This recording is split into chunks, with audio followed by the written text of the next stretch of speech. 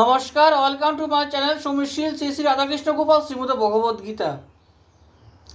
আজ 29 সেপ্টেম্বর 2025 আমি অষ্টাদশপূর্ব মহাভারতের আদি পর্বের সুধা আনিতে গরুড়ের স্বর্গে গমনের 42 পৃষ্ঠার কিছু অংশ পাঠ করছি। শ্রী শ্রী অষ্টাদশপূর্ব মহাভারত কি জয়, শ্রী শ্রী রাধাকৃষ্ণ গোপাল শ্রীমদ ভগবদ গীতা কি জয়। রাধে কৃষ্ণ রাধে কৃষ্ণ রাধে কৃষ্ণ।